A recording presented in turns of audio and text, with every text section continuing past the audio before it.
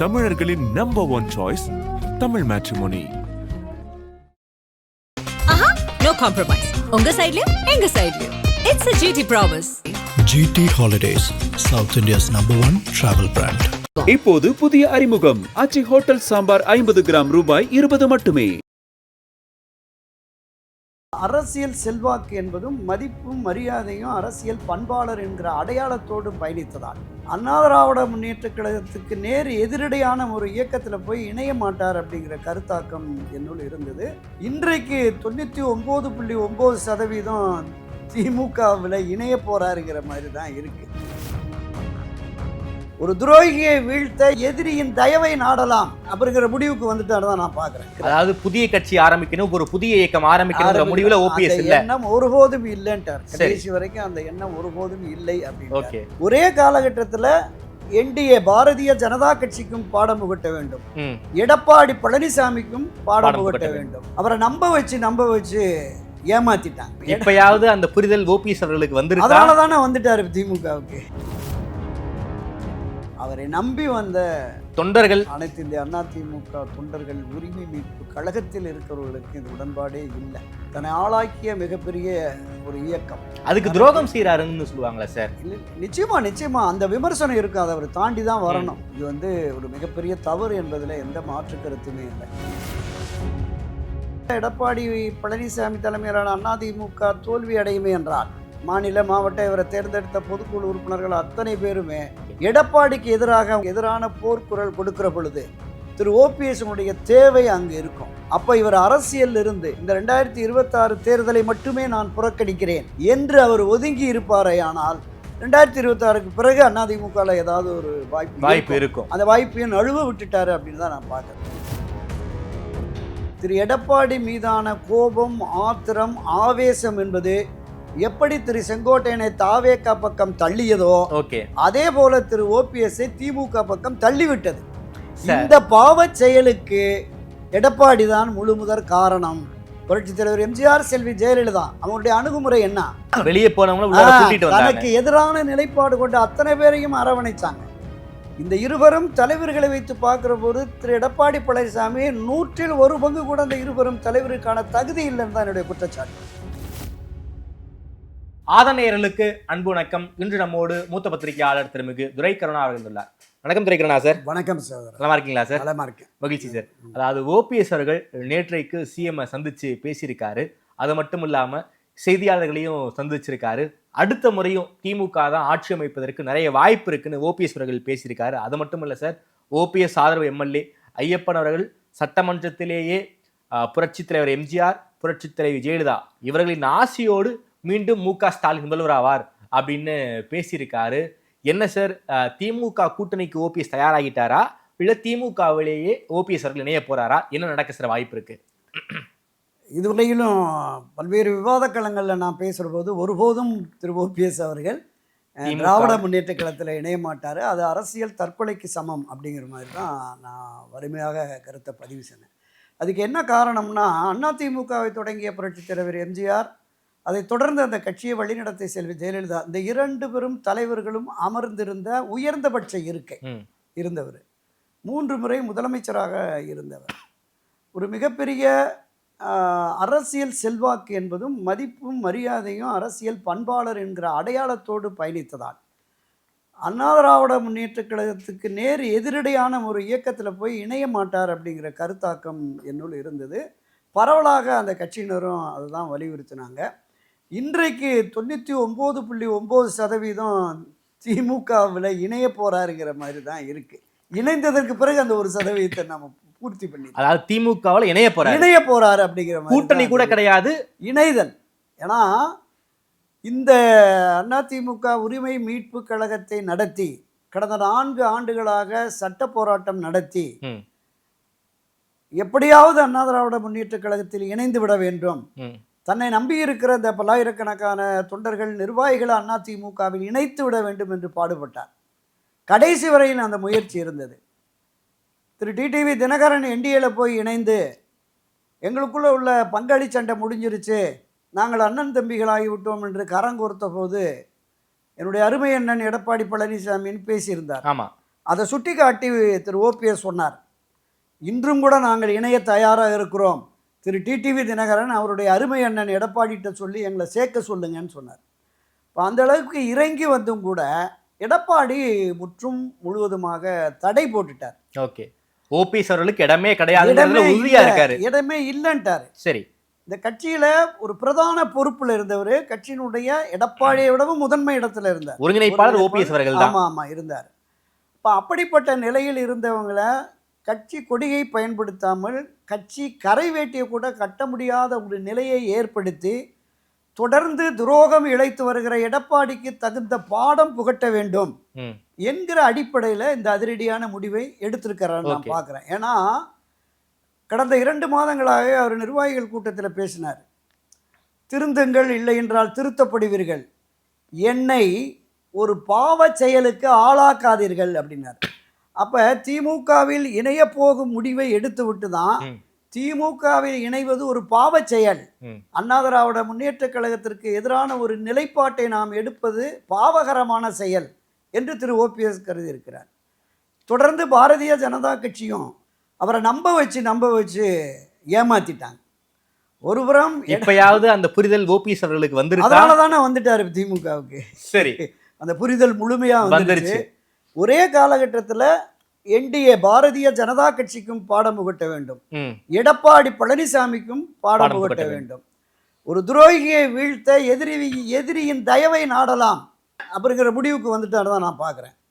ஒருவன் எந்த ஆயுதத்தை எடுப்பது என்று அவனுடைய எதிரிதான் தீர்மானிக்கிறான் அப்படின்னு இருக்கு. ஆமா, அப்போ இவர் எந்த ஆயுதத்தை எடுப்பது என்று எடப்பாடி பழனிசாமி தீர்மானித்து விட்டார். அண்ணா திராவிட முன்னேற்ற கழகத்திலே பயணிக்கிறவர்களுக்கு இது ஒரு நெருடனான விஷயமாக, ஏற்கத்தக்க விஷயமாக நிச்சயமா இருக்காது. பொதுவெளிகளில் மக்கள் மத்தியிலும் கூட அவர் மீதான ஒரு அதிருப்தி என்பது இருக்கும். மிக உயர்ந்த இடத்தில் அதிமுகவில் இருந்துவிட்டு நேர் எதிரடையாக புரட்சித் தலைவர் எம்ஜிஆர் அவர்களும் சரி, செல்வி ஜெயலலிதா அவர்களும் சரி, தேர்தல் களத்திலிருந்தும் அரசியல் களத்திலும் இருந்தே திமுகவை அகற்ற வேண்டும் என்று பாடுபட்டார்கள். அப்படி வந்த அந்த இயக்கத்தின் முதன்மை பொறுப்பில் இருந்தவர் இப்படிப்பட்ட ஒரு முடிவை எடுத்து விட்டார் என்கிற விமர்சனம் இருக்கும். ஓகே, இதை தாண்டி நான் குறிப்பிட்டது மாதிரி தொடர்ந்து நமக்கு துரோகம் இழைக்கிற எடப்பாடி பழனிசாமிக்கு தகுந்த பாடம் புகட்டுவதற்கு இதுதான் சரியான வழி என்று தேர்ந்தெடுத்து விட்டார். ஓகே, அது அவருடைய தனிப்பட்ட விருப்பம் என்று கடந்து போக வேண்டியதுதான் என்பதுதான் என்னோட நிலைப்பாடு. ஓகே சார், அதுக்காக திமுகவில் இணையிறதுங்கிறது ஒரு மிகப்பெரிய ஒரு தற்கொலைக்கு சமம் இல்லை சார். அதாவது பல உயரங்களை கொடுத்தது அதிமுக அவருக்கு.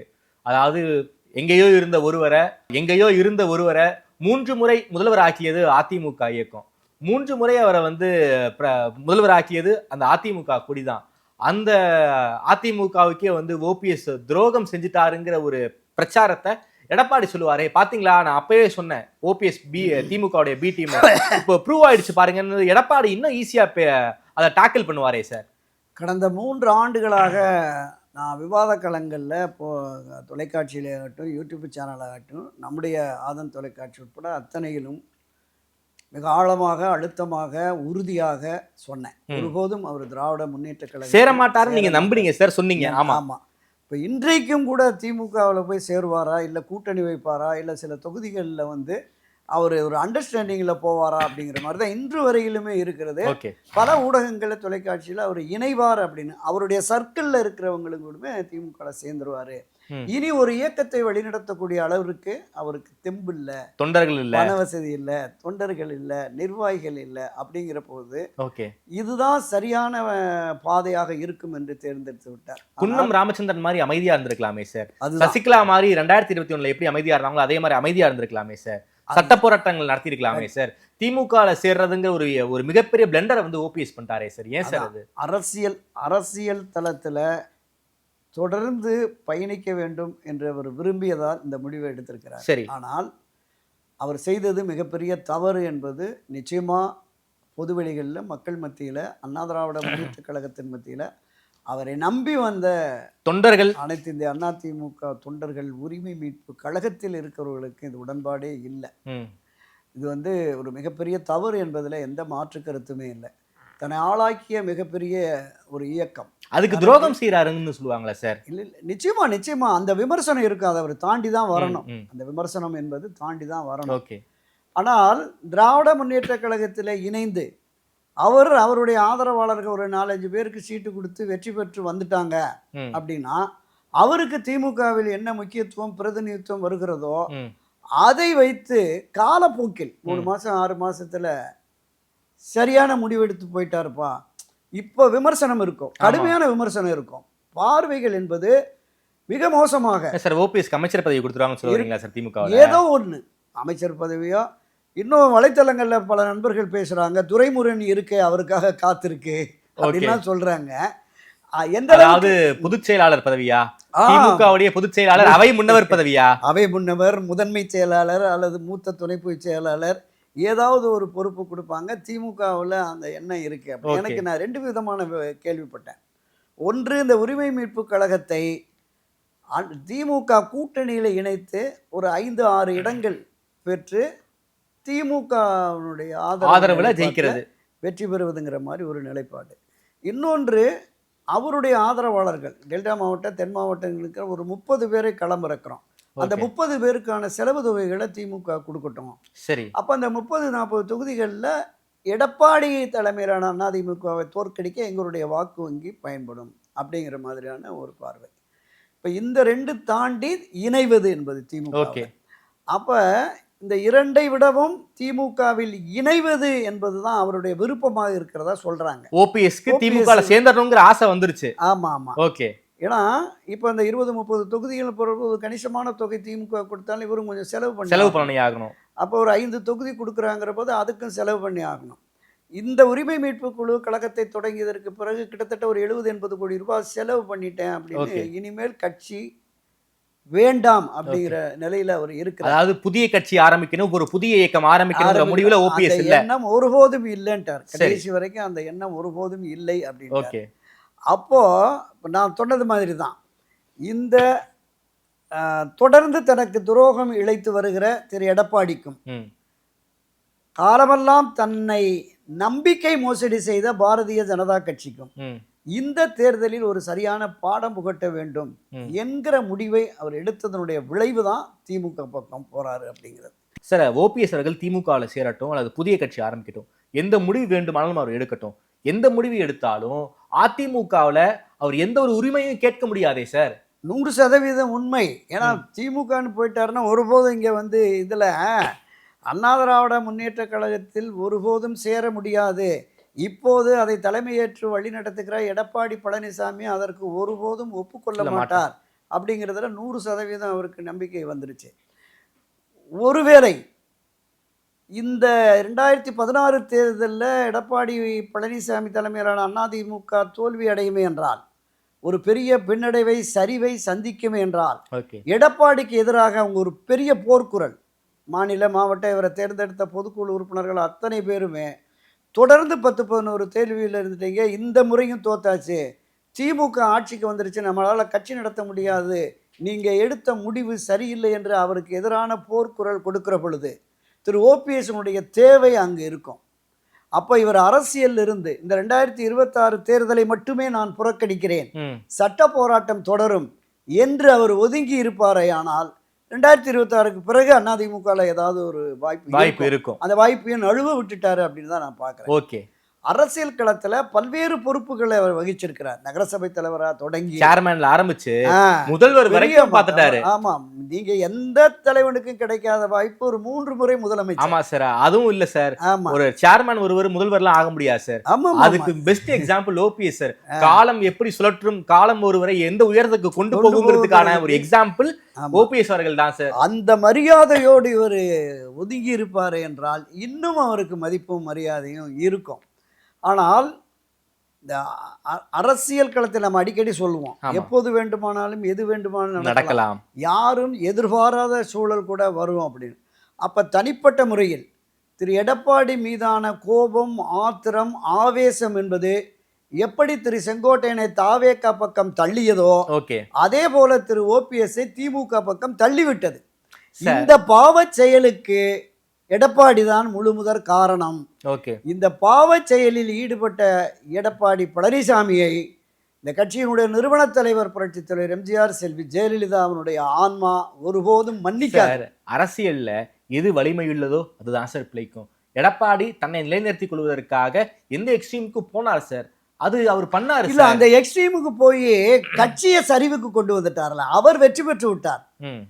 அதிமுகவை கைப்பற்றி அவர் வெற்றி பெற்று விட்டார். ஓகே, அதிமுகவை வெற்றி பெறுவதற்கான அந்த வியூகங்களை வகுக்கணும்ல. கட்சி முக்கியம் இல்லையா?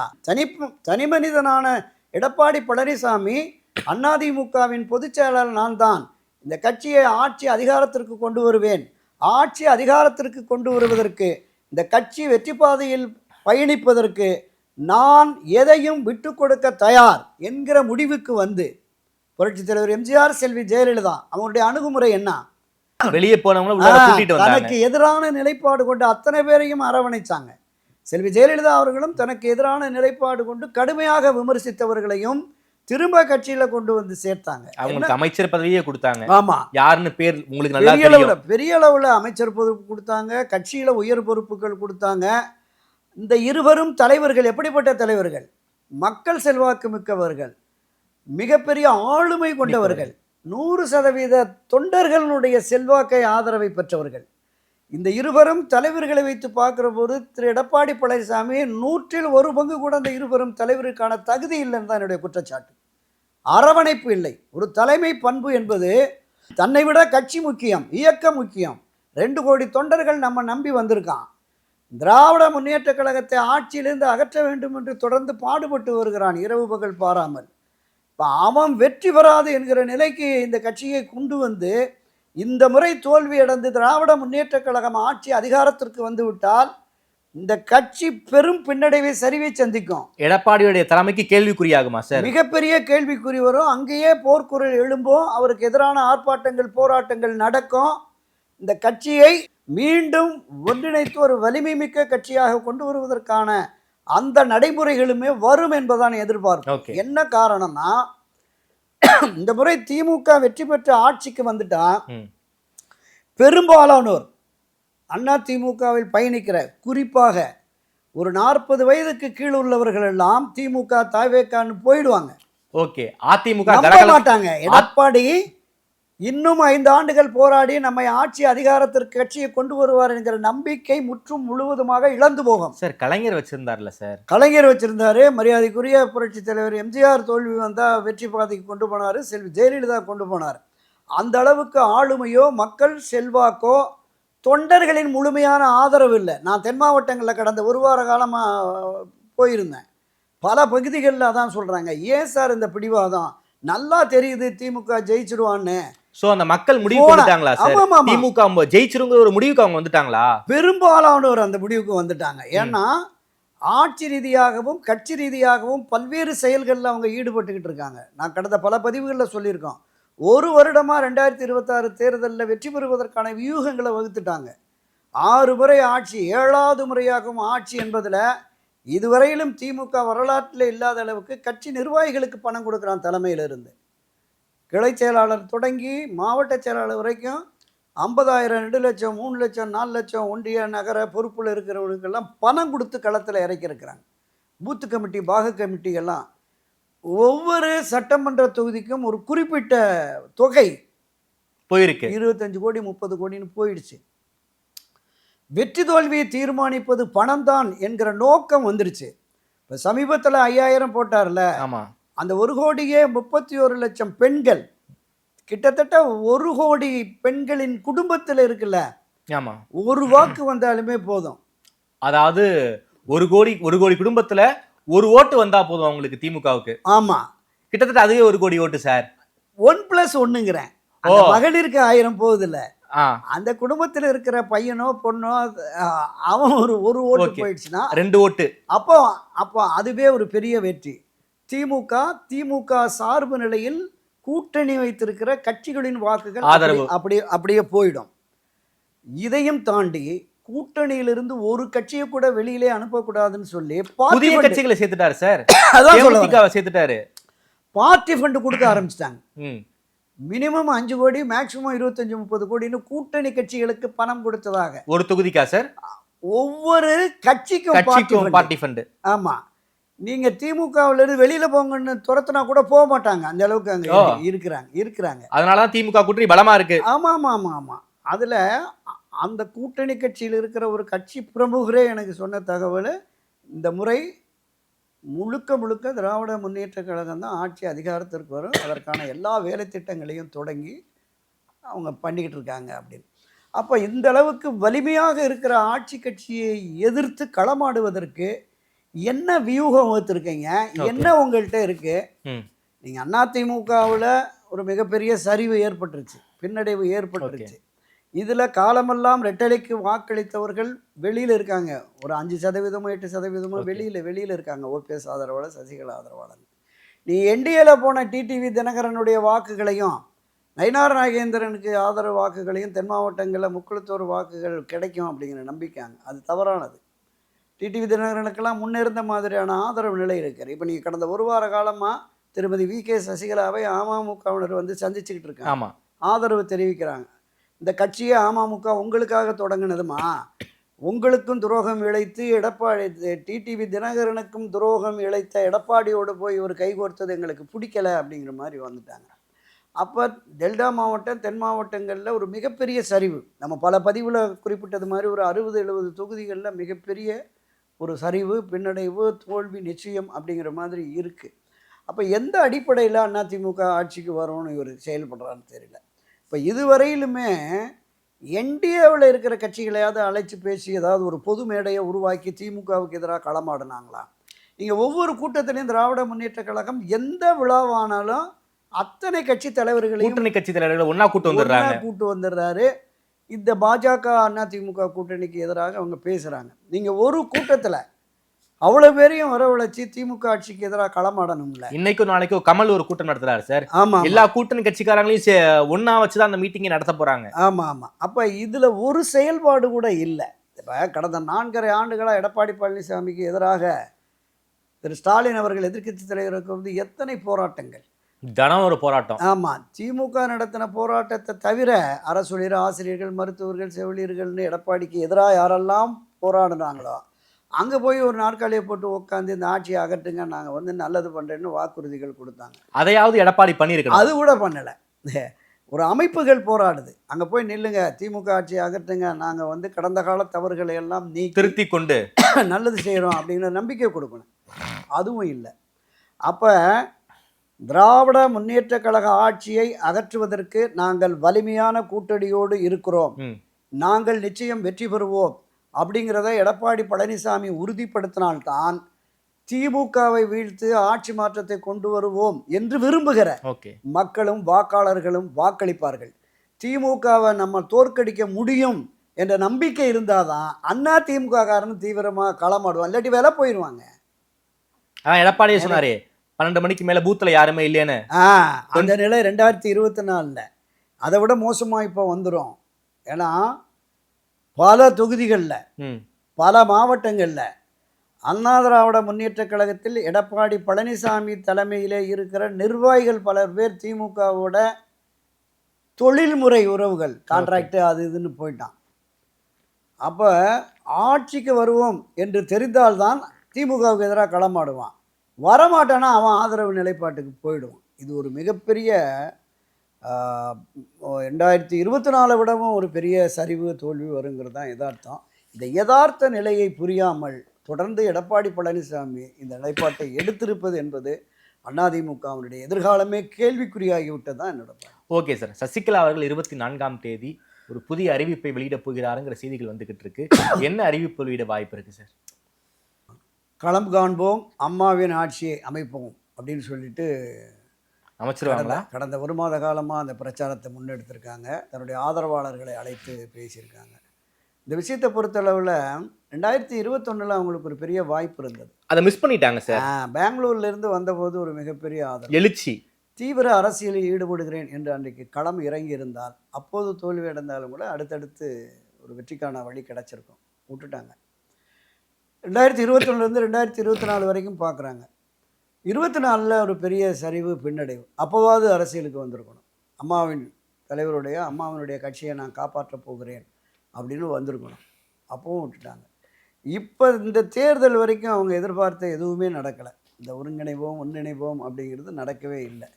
இப்போ திரு ஓபிஎஸ் எடுத்த நிலைப்பாடு மாதிரியே தொடர்ந்து தனக்கும் கட்சிக்கும் துரோகம் இழைத்து கொண்டிருக்கிற எடப்பாடி பழனிசாமிக்கு பாடம் புகட்ட வேண்டும் என்பதற்காக இப்போ இருக்கிறாங்க.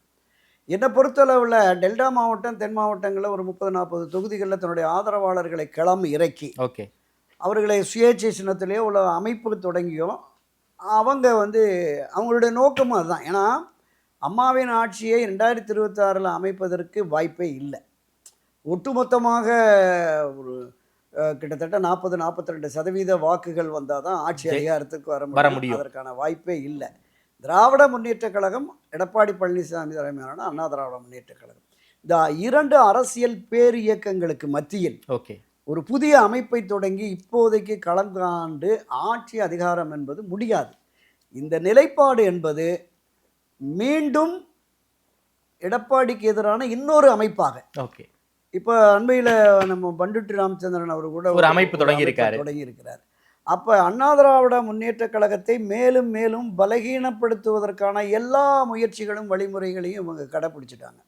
24ஆம் தேதி அரசியல் கட்சியாக தொடங்க மாட்டாங்கன்னு நான் நம்புகிறேன். என்னென்னா அவங்க இன்னுமே கேஸ் இருக்குது, சிட்டி சிவில் கோர்ட்டில் இதெல்லாம் இருக்குது. அதை இப்போதைக்கு இழக்க வேண்டாம் என்று கருதி சுயேட்சையாகவே எடப்பாடிக்கு பாடம் புகட்ட வேண்டும் என்பதற்காக அவருடைய ஆதரவு நிலைப்பாட்டில் இருக்கிற அந்த டெல்டா மாவட்டம் தென் மாவட்டங்களில் ஒரு கணிசமான இடங்களில் தன்னுடைய ஆதரவாளர்களை களமிறக்குவதற்கு கூடுதல் வாய்ப்பு இருக்குது. அதற்கான வேலை திட்டங்களை உருவாக்கிட்டாங்க அப்படிங்கிற மாதிரி தான் சில பேரை கூப்பிட்டு பேசினாங்கல்ல. யாருக்கெல்லாம் ஓரளவுக்கு செல்வாக்கு இருக்கிறதோ அவங்க தொகுதி வேலைகளை பாருங்கள், நான் ஒரு கணிசமான தொகை தர்றேன் அப்படிங்கிற மாதிரி பேசியிருக்காங்க அப்படின்னு நான் கேள்விப்பட்டேன். ஸோ அதுதான் வரும் புதிய அரசியல் இயக்கம் என்பதை நிச்சயம் அவர் ஆரம்பிக்க மாட்டார். ஆனால் எடப்பாடிக்கு பாடம் புகட்டுவதற்காக இந்த நிலைப்பாட்டை அவர் எடுப்பார், எதிரான நிலைப்பாட்டை எடுப்பார் என்பதுதான் என்னோட பார்வை. ஓகே சார், ரொம்ப நன்றி சார். அதாவது ஓபிஎஸ் அவர்கள் திமுகவிலே இணைவதற்கு தயாராகிவிட்டார். விரைவில் இணைப்பை பார்க்கலாம். அது மட்டும் இல்லாமல் அதிமுக ஒரு மிக கடுமையான வரக்கூடிய தேர்தல் ஒரு தோல்வியை சந்தித்தால் எடப்பாடியுடைய தலைமைக்கு ஒரு மிகப்பெரிய ஆபத்து காத்திருக்குன்னு பல்வேறு விஷயங்களை பற்றி ரொம்ப வெளிப்படையாக பேசியிருக்கீங்க. நேரில் நேரம் கொடுத்து பேசியிருக்க நன்றி தெரிவிக்கலாம் சார். நன்றி.